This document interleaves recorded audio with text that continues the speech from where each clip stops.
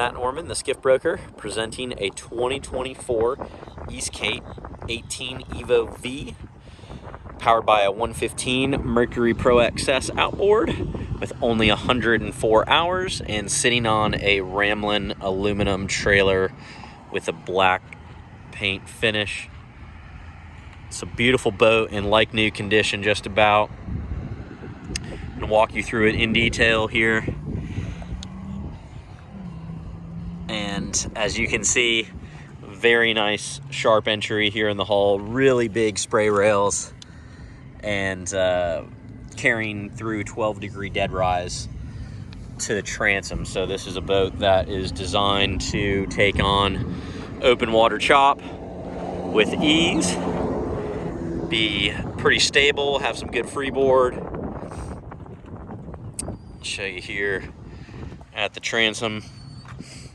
Nice flat back transom. You can see the nice good V dead rise there, and the boat just got a full boat detail. She is shining bright, very reflective, and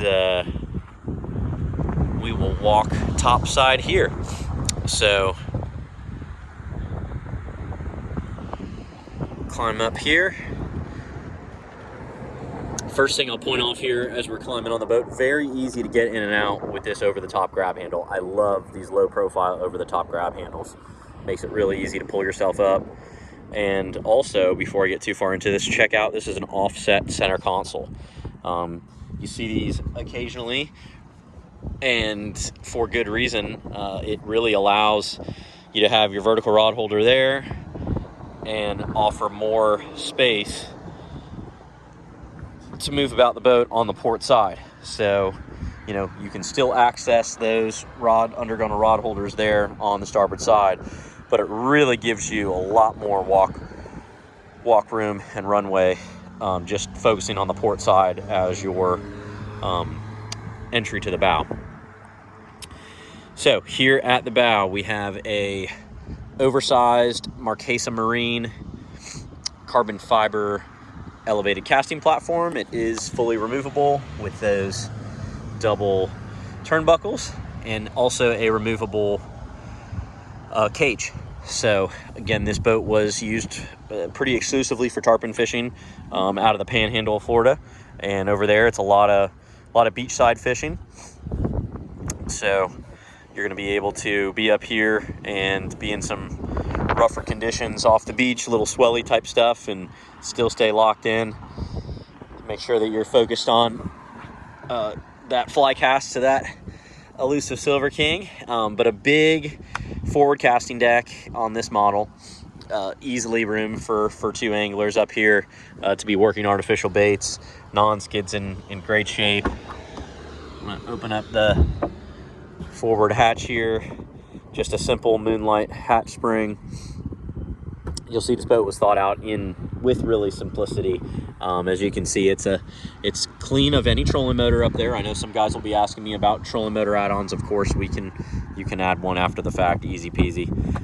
But this was set up to be a skiff and a pulling skiff. So here is your forward. Got some cleaning supplies in there, but it's your forward storage. The fuel tank is aft of the lip here, so there's no tank intrusion into getting gear in and out of that forward hatch. So I like that a lot. These are also all of the or most of the deck hatches are lockable, which is nice if you're traveling. Here's your fuel tank access for fill. Slide on back here and we'll show you the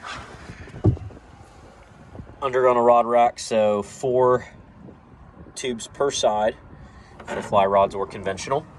SeaDek brushed teak pattern on the undergunnel pads that are going to protect those reels, and it matches the SeaDek that is on the elevated platforms. So again, looking back here, plenty of room to make your way back. You got this grab handle within reach if you ever lose your footing. I love that. And staring right front and center is a Simrad 12-inch Evo 3S GPS multifunction gauge. So this has got this awesome rotary wheel in addition to, you know, full pinch to zoom. There is a thru-hull transducer packaged with that. You'll see that in a second. I love the thru-hull transducers because they do not throw up a bunch of spray. We do not get the side scan with that. Of course, you could add a second transducer, transom that could do your side scan. But a great big MFD, big 12-inch screen that's nice flush mounted. It's not sticking up here with wires everywhere. And then shifting here, Edson steering wheel with a comfort grip and a power knob. Bennett trim tabs, your Mercury key switch, and Livorsi racing style controls. I have racing controls on my personal skiff, and they work very well. They're very smooth.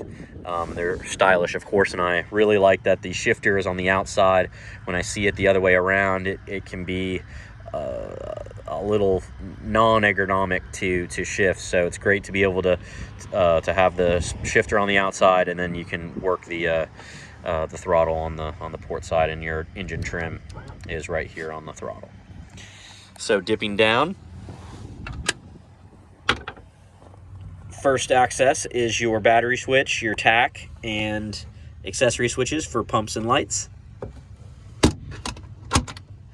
And then a split door gives you access to your starting house battery, your breaker panel, wiring, and a good amount of storage. I'm standing on a SeaDek helm pad, and here is the cockpit drain. So this is not a self-bailing cockpit like most skiffs, but it does have a nice little French-style garber drain, and this will filter out debris from getting into your back bilge.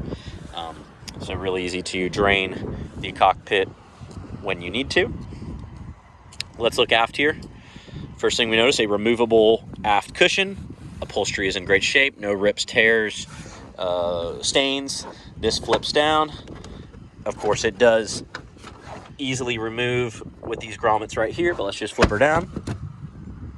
So now we got a lot of storage here on the aft cockpit, the aft casting deck. First of all, this just about full beam storage bin. This is a linered bin with drainage. You could use this for a variety of uses. I think a lot of guys will put their trolling motor batteries in here when you outfit this model with a trolling motor. But yeah, really pretty voluminous storage right there. Again, gaskets are in great shape. It's going to keep this hatch nice and dry. Good deep hatch gutters. And then as you slide back here, we're on the starboard side. One, I want to point out that the twist latches, I think, were pretty well thought out when you're typically getting into this boat a lot, or not typically, but you can get into this boat a lot of times when it's on the trailer, right? So you're standing off here to the side, you're getting over here. If this latch was over here, or even in the middle, it could be a little bit harder to get to it, but now it is right off here to the side. So when you're not in the boat, when you're on the trailer, it's really easy to get in and out of here. The hatch spring is on the opposite side, so you really have all this area to get gear in and out seamlessly. So no hatch liners. Look at all that Kevlar. It's like gold. So no hatch liners. So this is the inside wall of the hull. Some manufacturers will put a fancy liner in here. You got to see the nice gel coat liner in this hatch, which is nice, but we are eliminating some storage volume when you do that, and you also add weight. So here we have maximum storage volume, minimum weight. Yes, you see the inside wall of the hull and this coring and this Kevlar material, but it's not bad to look at. You can lay down some little matte flooring here if you wanted to clean that up a little bit, just for everyday use. And again, these are the lockable twist and lock. So center point right here, we have a live well, but on top of this, it is fixed. It's not removable, but it's well welcomed because it is a step up to the pulling platform. So you can stay in the center of the boat, hop up here on the pulling platform, and stay centerline. So you can stay nice and stable. Same thing, hopping back down. This actually allows me to sit down right here, catch my balance, maybe hand the push-pull off, and still while I'm holding on to the pulling platform, step right on down here. So it's a lot safer.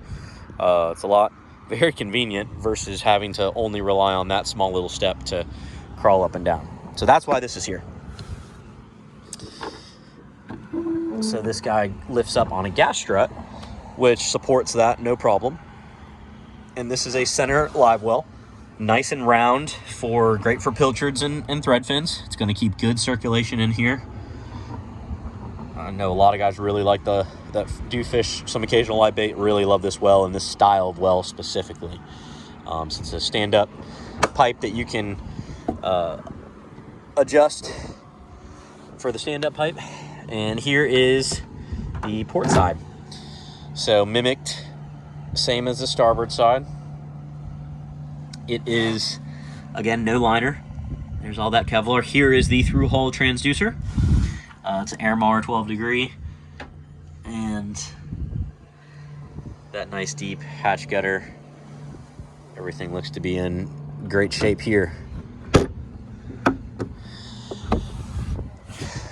It's a black powder coated setup for the all the aluminum, and it looks to be in really good shape. There is, we're gonna get nitpicky here, a very tiny nick in that is about all I've been able to see, right there on that side too. So to be expected over time with powder coating, but overall powder coating in great shape.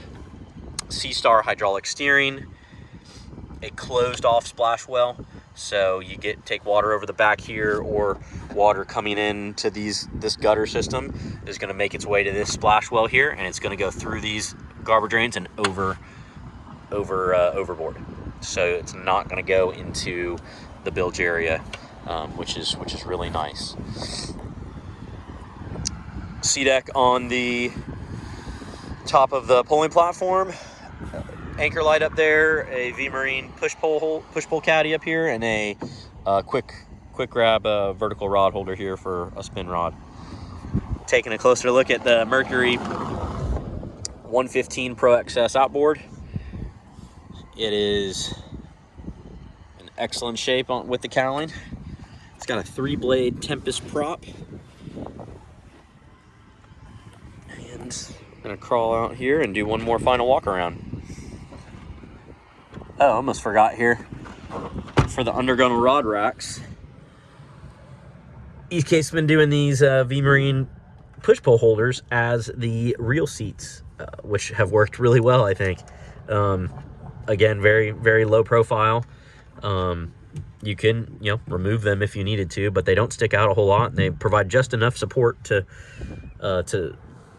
grab a reel seat, no problem, whether it's a spinning or a fly rod. So pretty cool setup there, and they got the V Marine push-pull holders up top. So 2024 East Cape 18 Evo V, powered by a 115 Mercury ProXS, warranty on that engine through February 23rd of 2027. So not quite a year and a half left of engine warranty. You can extend that. It is a fixed trailer tongue. You can talk with Ramblin about making that a swing or a movable tongue. I can help liaise on that. But again, a very, very clean boat. It's been very well kept. Very light use, only 104 hours.